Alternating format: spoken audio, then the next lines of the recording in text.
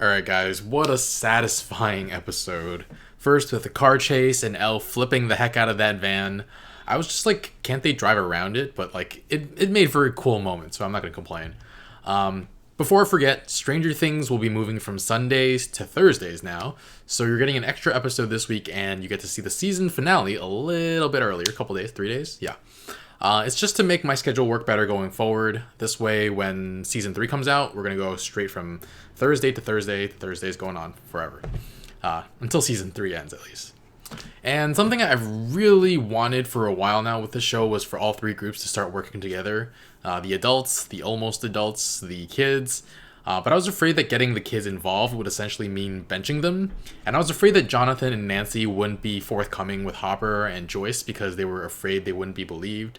And I'm so glad about how everything worked out this episode. Everything about how they all got together worked perfectly. Joyce and Hopper trusted Jonathan and Nancy. Joyce was only mad that Jonathan didn't come to her and try to do it alone. And they all trusted each other. It was great. And the kids, it was so great to see them all together piecing together the puzzle.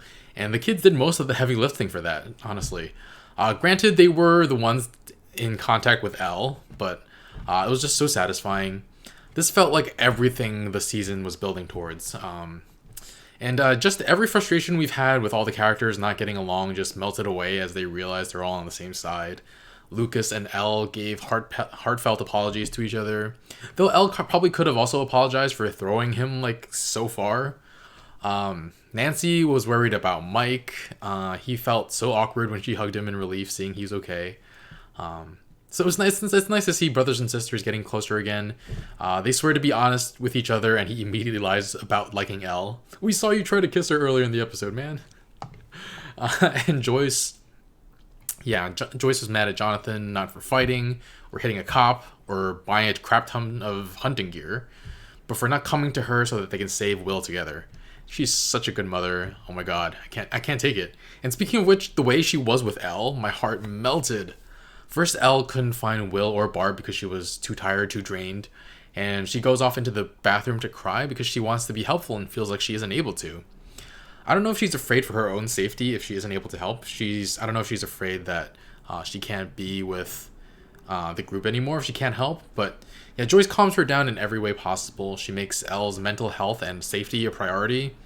And it's a shame they don't have that much money in that household because I would kind of hope she gets adopted into the Byers family after this incident. Like either way, it's so nice seeing Elle receive some genuine love and affection. Not like what she's given by Dr. Brenner. Heck, even Steve did some really good things this episode. After the last episode, if you watch the commentary, I was just like, yeah, there's a way for him to be redeemed, but he seems like so far away from that. And he showed remorse, not because he realized not because he figured out the truth, but because he saw his actions as wrong. Like, he stood up for all the right things this episode, even if it costs him his friendship with some of his low-life friends. And it was a nice break from the main crux of the story, and it was pretty welcome. Going to clean up the graffiti was a good start. Maybe he can go to apologize to Nancy and Jonathan too, though they were looking for the monster, so I don't know how that'll turn out. And yeah, it was rough seeing Mike's mom get panicked and decide to trust the government officials. That was, oh, dang. I was just like, trust your son, come on. Say he's out of the country. I must have said that like 3 times during my reaction, or 4. I think I might have cut one in editing. But even the dad, like he's in past episodes, I found him like annoyingly clueless.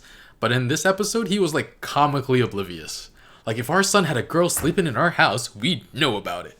He's showing a picture of Elle. What happened to her hair? Like, yeah, that's the most not conforming to societal standards. That's clearly what's important.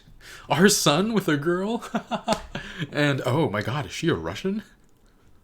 And then like, oh, this is our government. They're on our side. And I can't with him.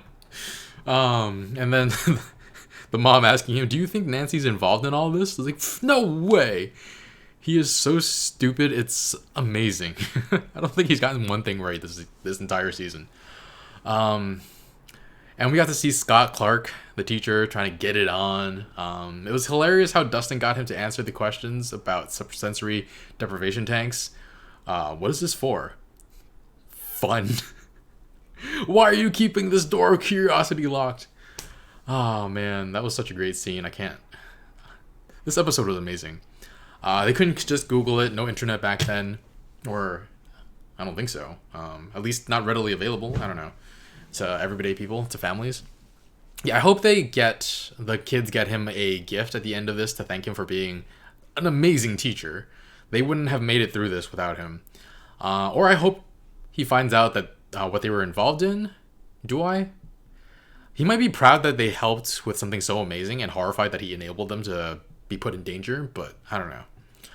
I kind of get the feeling with Stranger Things cliffhangers that they're kind of there to make you keep watching the next episode and not to actually, like, they're not actually long-lasting things. Like Nancy disappearing and then coming back within, like, the first few minutes. So each cliffhanger, I feel like, gets resolved pretty soon within the first few minutes of the next episode. So Hopper and Joyce aren't going to stay captured for long, or they'll work it in their advantage somehow.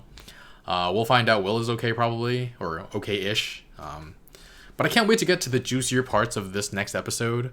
A ton happened this episode, and we're going to get some closure. Really, really excited.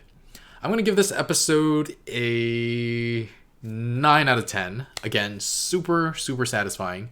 Cannot wait to see how it all goes down in the finale. I need Dr. Brenner and the Department of Energy to get, like, taken out, but I don't see how that happens without, like, an FBI ex machina or something. Like, they may suffer a defeat, but I don't think they'll get destroyed. But if you want to check out the full episode reaction with the footage for this episode and the season finale, I've already posted them both over on Patreon. Be sure to like, comment, share, all that good stuff, and subscribe so you can check out next week's episode, actually airing Thursday at 8 a.m. And thanks for watching. Bye, friends.